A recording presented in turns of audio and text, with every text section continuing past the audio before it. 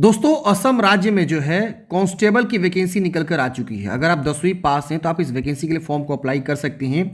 पहले इसमें आपका जो है फिजिकल होगा, उसके बाद से आपका जो है यहाँ पे आगे का प्रोसेस होता है, रिटन एग्जाम और जो भी चीज़ें होती है।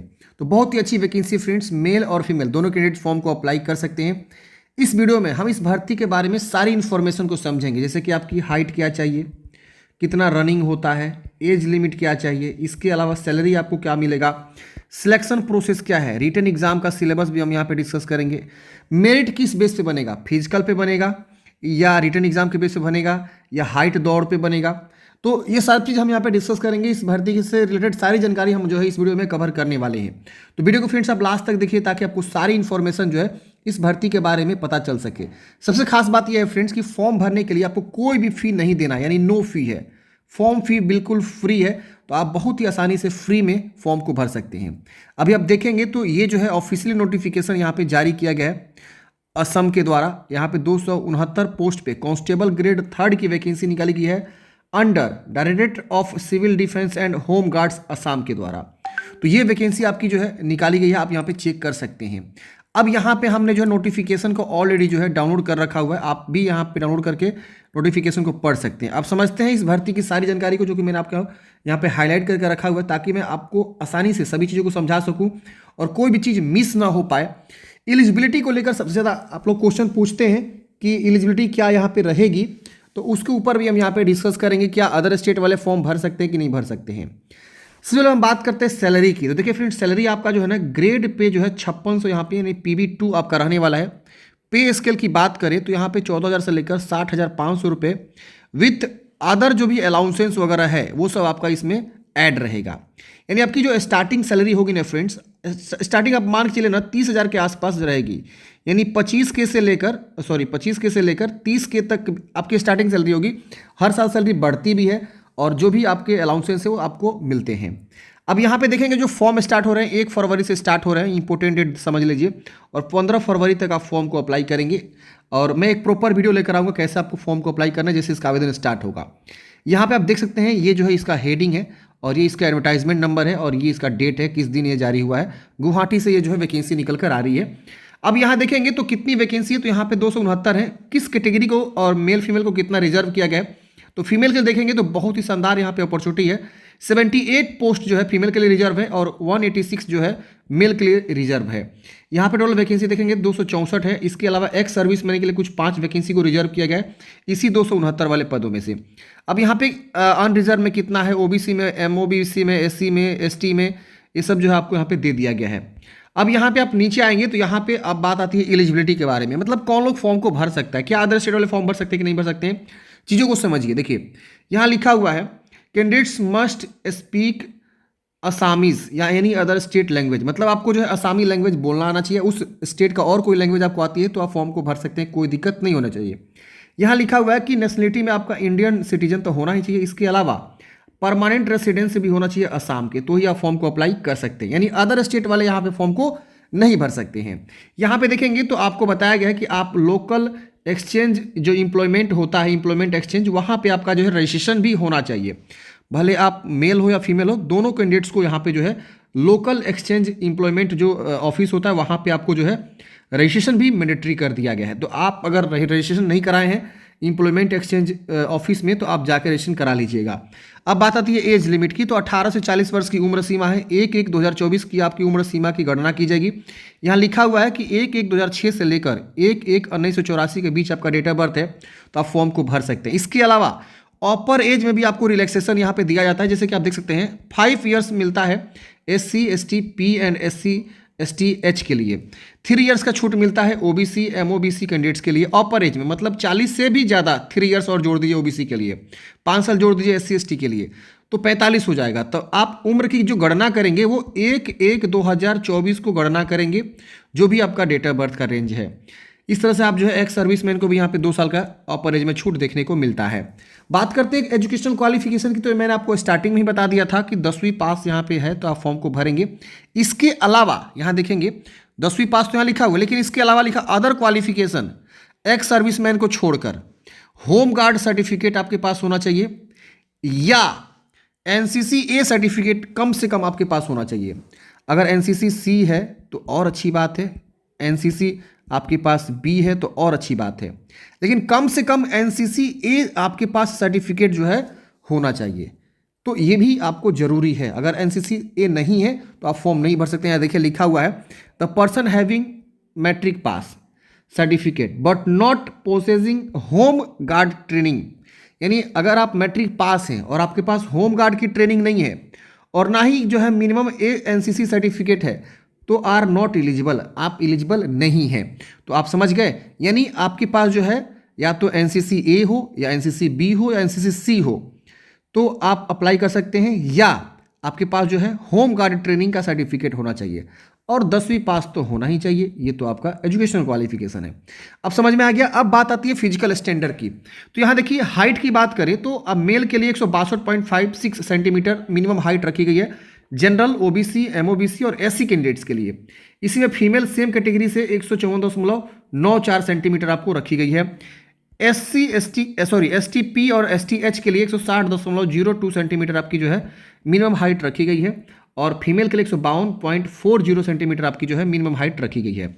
चेस्ट की बात करें ओनली फॉर मेन के लिए होता है, यानी पुरुष के लिए। जनरल, ओबीसी, एमओबीसी, एससी और एसटी के लिए 80 से 85 यहाँ पे बोला गया है और STH के लिए 78 से लेकर यहाँ पे 83 आपका जो है चेस्ट यहाँ पे बोला गया है। मेडिकल स्टैंडर्ड के बारे में बताया गया है तो आप बिल्कुल जो है आपका मतलब शरीर जो है फिट होना चाहिए और नॉक नी नहीं होना चाहिए और फ्लैट फुट वगैरह ये सब नहीं होना चाहिए। ये सारी चीज़ें बताई गई है। हाउ टू अप्लाई, कैसे फॉर्म को भरना है, तो इसके ऊपर हम एक अलग से वीडियो लेकर आएंगे कैसे फॉर्म को भरना है, एक स्टेप बाय स्टेप फॉर्म भर के बता देंगे।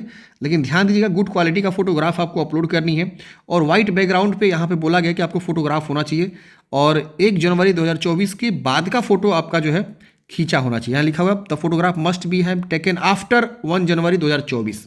इसके बाद यहाँ पे सिग्नेचर जो है ब्लैक या डार्क ब्लू इंक से आपको जो व्हाइट पेपर पे सिग्नेचर जो है स्कैन करके अपलोड करना है। फॉर्म भरते समय आपको जो है एक एज प्रूफ के तौर पे आप मैट्रिक का मार्कशीट या एडमिट कार्ड दे सकते हैं और यहाँ पे 10वीं क्लास का सर्टिफिकेट आपको लगेगा। इसके बाद से उसका मार्कशीट लगेगा।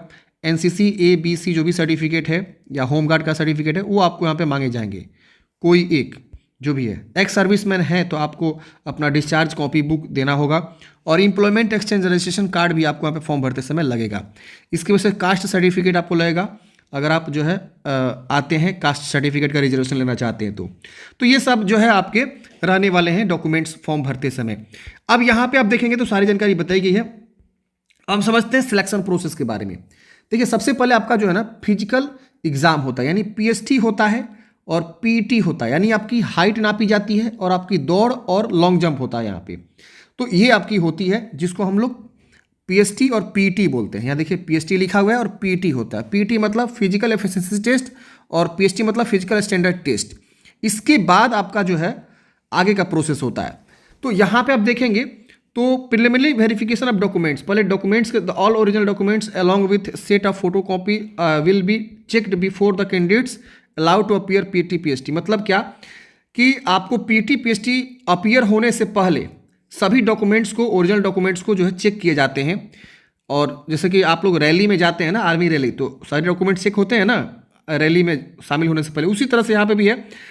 PT PST में शामिल होने से पहले सभी भी डॉक्यूमेंट्स को चेक करे जाते हैं, उसके फोटोकॉपी और साथ साथ ओरिजिनल डॉक्यूमेंट्स।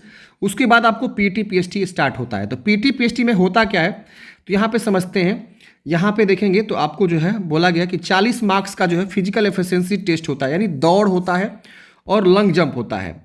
दौड़ में बोला गया है कि आपको जो है मैक्सिमम 40 मार्क्स का होता है। अब 40 मार्क्स कितना नंबर मिलेंगे समझिए। तो रेस में आपको जो है देखिए 3200 मीटर होता है मेल के लिए। पहले मेल को समझते हैं, मेल कैंडिडेट्स के लिए कितना रनिंग होती है। 14 मिनट आपको यहाँ पे समय मिलता है। 3200 मीटर यानी 840 सेकेंड में आपको रनिंग करना होता है। लॉन्ग जंप जो है 335 सेंटीमीटर करना है। 3 चांस आपको दिए जाते हैं। अब यहाँ पे देखेंगे तो जो जितना कम समय लेकर रनिंग करेगा उसको अच्छा मार्क्स मिलेंगे। जैसे मान लीजिए आप यहाँ पे जो है ना इतना सेकेंड लेते हैं, यानी 10 मिनट लेते हैं और आप रनिंग कर देते हैं 3200 मीटर ईजिली, तो आपको पूरा का पूरा 20 मार्क्स यहाँ पे मिल जाएगा। तो रनिंग पे 20 मार्क्स है और लॉन्ग जंप पे जो है 20 मार्क्स है। तो इस तरह से है। अगर आप इतना समय लेते हैं और इतना के बीच लेते हैं तो आपका जो है इतना मार्क्स मिलेंगे। तो यहाँ पे इन्होंने जो दे रखा हुआ है कि कितना के कितना के बीच आप मतलब समय लगाएंगे तो आपको यहाँ पे कितना मार्क्स मिलेगा, तो ये बहुत मैंडेटरी है। इसके बाद आपका लॉन्ग जंप होता है, तो लॉन्ग जंप देखिए बोला गया है कि आपको जो 3 चांस मिलते हैं और इतना अगर सेंटीमीटर आप लॉन्ग जंप करते हैं तो 10 मार्क्स मिलेंगे। अगर इतना कर जाते हैं 400 सेंटीमीटर तो इतना मार्क्स, जितना ज़्यादा 500 सेंटीमीटर तक अगर आप लॉन्ग जंप कर जाते हैं तो 20 मार्क्स आपको यहाँ पे मिल जाते हैं। तो लॉन्ग जंप में जितना ज़्यादा आप लॉन्ग जंप करिएगा उतना अच्छा मार्क्स आपको मिलेंगे। अब आती है फीमेल की बारी। तो फीमेल को 1600 मीटर की रेस होती है, इसमें आपको 8 मिनट जो है समय निर्धारित होता है। लेकिन यहाँ पे आप देखेंगे तो जो जितना अच्छा मतलब रनिंग करेगा, जितना जल्दी रनिंग करेगा उनको अच्छा मार्क्स मिलेंगे। जैसे कि यहाँ पे 333 सेकंड में कर देगा, 330 सेकंड में, तो 20 मार्क्स पूरे के पूरे यहाँ पे मिल जाएंगे। तो जितना जो है कम समय में आप जो है रनिंग करते हैं तो आपको उतना अच्छा मार्क्स मिलेगा। तो यहाँ पे वही चीज़ें दी हुई है कि कितना से कितना के बीच रनिंग करेंगे तो कितना मार्क्स मिलेगा। और लॉन्ग जंप में ये है कि जितना ज़्यादा दूरी तक आप लॉन्ग जंप करेंगे, ये देखिए इतना तक अगर आप लॉन्ग जंप करते हैं तो पूरा का पूरा 20 मार्क्स मिल जाएगा। तो ये आपके 40 मार्क्स के जो है, जिसमें से 20 मार्क्स आपके जो है रनिंग के होते हैं और 20 मार्क्स जो है आपको लॉन्ग जंप के होते हैं। तो ये आपके यहाँ पे रहते हैं फिजिकल एफिशिएंसी टेस्ट। अब आता है आपका रिटन टेस्ट। तो जो कैंडिडेट्स फिजिकल एफिशिएंसी टेस्ट में पास होते हैं उनको जो रिटन एग्ज़ाम देना होता है। रिटन एग्ज़ाम जो होता है वो जो 5 गुना मतलब 5 गुना वैकेंसी के 5 गुना लोगों को जो रिटन एग्ज़ाम में बैठाया जाता है। अब ये मेरिट बनता है इसका भी अलग से। और उसके बाद से रिटन टेस्ट का आप देखेंगे तो 100 मल्टीपल चॉइस आपको जो है क्वेश्चन सॉल्व करने होते हैं। OMR सीट पे ऑफलाइन होता है। रिटन टेस्ट का जो है पूरा नंबर आपको 50 मिलेगा, यानी हाफ मार्क्स का, यानी एक जो है सही उत्तर पे आपको 0.50 मार्क्स मिलेंगे। 2 सही उत्तर के लिए आपको 1 मार्क्स मिलेंगे। तो इस तरह से 100 क्वेश्चन सॉल्व करते हैं तो 50 मार्क्स आपको मिलेंगे। कोई निगेटिव मार्किंग नहीं होता है, जो कि आपका elementary mathematics, general English, logical reasoning, mental ability, Assam history, geography, polity, economy, general awareness और general knowledge and current affair से क्वेश्चंस आपके पूछे जाते हैं। रिटन एग्जाम आप देखेंगे तो बोडो, असामीज, बंगाली और इंग्लिश भाषा में होती है। और रिटन टेस्ट बोला गया है कि गुवाहाटी में आपका जो है कंडक्ट यहाँ पे करे जाते हैं। तो आपका रिटन टेस्ट का सिलेबस हो गया। अब बात करते हैं कि जिनके पास NCCC सर्टिफिकेट है उनके पास एक्स्ट्रा 5 मार्क्स मिलते हैं। बी है तो यहाँ पे 3 मार्क्स उनको जो है एक्स्ट्रा बोनस के तौर पे मिलते हैं और ये मेरिट में आपका जुड़ता है। इसके बाद से आपका जो है ओरल या वाइवा वॉइस होता है 5 मार्क्स का, ओरल यानी मौखिक टेस्ट जिसको बोलते हैं। अब यहाँ पे जो फाइनल मेरिट लिस्ट बनेगा वो सबको मिला के बनता है। यहाँ पे जैसे PET फिजिकल एफिशिएंसी दौड़ और लॉन्ग जंप के 40 मार्क्स के मेरिट बनेंगे, फिर रिटन टेस्ट के 50 मार्क्स के, फिर आपका NCC के 5 मार्क्स के और ओरल या वाइवा वॉइस के 5 मार्क्स के। टोटल यहाँ पे 100 मार्क्स पे आपका जो है यहाँ पे सिलेक्शन प्रोसेस यहाँ पे निर्धारित किया गया है। तो ये था फ्रेंड्स पूरा प्रोसेस, इस भर्ती के बारे में पूरी इन्फॉर्मेशन।